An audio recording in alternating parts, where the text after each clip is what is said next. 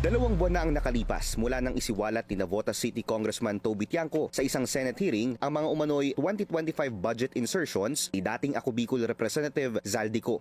97 insertions ang nakapangalan sa kongresista. 43 ang makikita sa probinsya ng Abra, 4 sa Batangas, 3 sa Bukidnon, 2 sa Cagayan, 3 sa Cebu, 1 sa Davao del Norte, 1 sa Isabela, 2 sa Metro Manila, 11 sa Occidental Mindoro, 13 sa Oriental Mindoro, 2 sa Pangasinan, 5 sa Romblon at 2 sa Sarangani Province.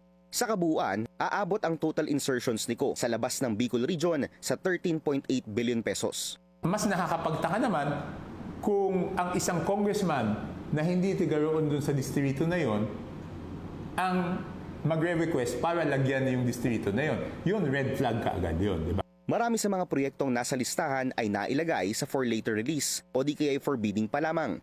Ibig sabihin, wala pang kontraktor na nakakakuha ng marami sa mga nasabing proyekto. Pero sa patuloy naming pagsisiyasat, nakakuha ang aming team ng dokumento mula sa isang source sa DPWH ng kopya ng 4 na bidded out projects sa mga insertion ni Ko. Matatagpuan ng mga proyekto sa unang distrito ng Batangas. 3 kontrata ang matatagpuan sa Paliko, Balayan, Batangas Road na nagkakahalaga ng 343.3 million pesos at isang road project muli sa Tagaytay Nasugbu Road na nagkakahalaga ng 86 million pesos. Ayon sa 2025 GAA, preventive maintenance on secondary roads ang lahat ng ito. Ayon sa source, napanalunan ng 2 kontraktor ang 4 na kontrata. 2 ang napunta sa GCI Construction and Development Corporation. 2 naman ang napanalunan ng Bicol Gold Rock Construction Corporation. Una nang iniulat ng Billionaire News Channel na magkapatid ang may-ari ng 2 kumpanya. Pagmamay-ari ni Gigi Ibasco ang GCI, samantalang kay Steve Ibasco naman ang Bicol Gold Rock, parehong based sa Camarines Sur. Halos lahat ng proyekto ng mga kumpanyang ito, kung hindi sa Bicol Region, ay sa 1st District ng Batangas matatagpuan. Ang contractor na nabanggit nyo ay isa sa mga top contractors sa mga roads at asphalt overlay sa aking distrito at iniimbestigahan ko paano siya nakakuha ng napakalaking pondo para sa aking distrito.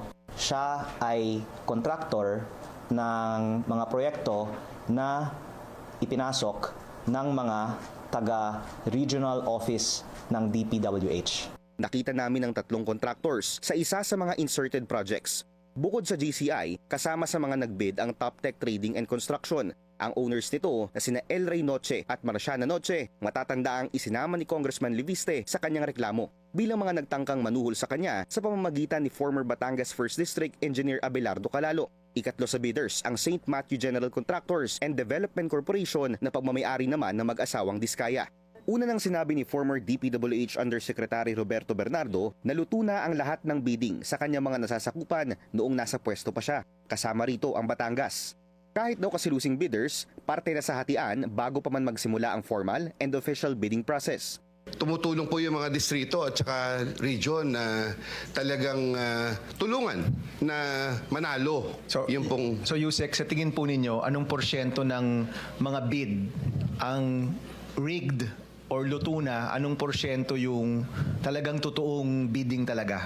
O do we assume na lahat ng bidding na nangyayari ay luto na, lutong-luto na?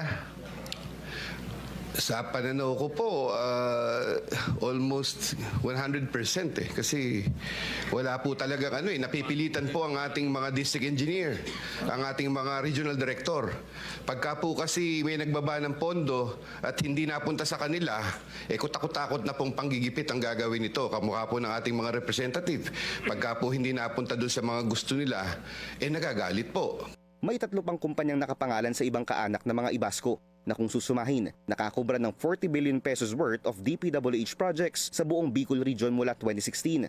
Ilang ulit naming sinubukang kunin ng panig ng mga Ibasco pero hindi pa sila sumasagot sa aming mga mensahe.